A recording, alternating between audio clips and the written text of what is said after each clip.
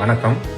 இன்னைக்கு நம்ம பக்கத்துல குடிபோதை பழக்கத்துக்கு அடிமையானவங்க அவங்களோட குழந்தைங்களும் அதனால பாதிக்கப்படுறாங்க அப்படின்றத தெரிஞ்சுக்கணும்.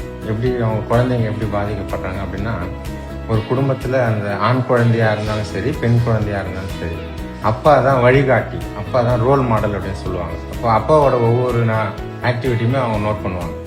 ஒவ்வொரு நாளுமே அந்த குழந்தைங்க அப்பா இப்படி பேசுறாரு அப்படின்றத மட்டும் பார்க்காம, அப்பா எப்படி வாழறாரு அப்படின்றதையும் அவங்க பார்ப்பாங்க அப்படின்றத நம்ம புரிஞ்சுக்கணும். அப்ப அப்பா இந்த மாதிரி குடிபோதை பழக்கத்துக்கு அடிமையாகி அந்த மாதிரியான ஒரு வாழ்க்கையை வாழும்போது, நம்மளும் ஏன் அப்பா மாதிரி வாழக்கூடாதுன்ற ஒரு நினைப்பு அவங்களுக்கு வர ஆரம்பிக்கலாம். அதனால ரொம்ப கவனமா இருக்கணும். குழந்தைகளும் அதிகமா பாதிக்கப்படுறாங்க அப்படின்றத புரிஞ்சுக்கணும். அப்போ நான் இந்த குடிப்பழக்கத்தை நிறுத்தும் போது, இன்னைக்கு இந்த குடிபோதை பழக்கத்தை நிறுத்த முடிவு மாற்றத்தை உருவாக்கும். அவங்களோட எதிர்காலம் நல்லா இருக்கும். அப்போ இன்னைக்கு நம்ம எடுக்கிற முடிவு தான் நம்மளோட குழந்தைங்களோட எதிர்காலத்தை உருவாக்குதுன்னும் போது, நம்ம குடிபோதை பழக்கத்தை நிறுத்திடணும் அப்படின்னு அந்த குடிபோதைக்கு அடிமையான நோயாளிகள் முடிவெடுக்கணும்.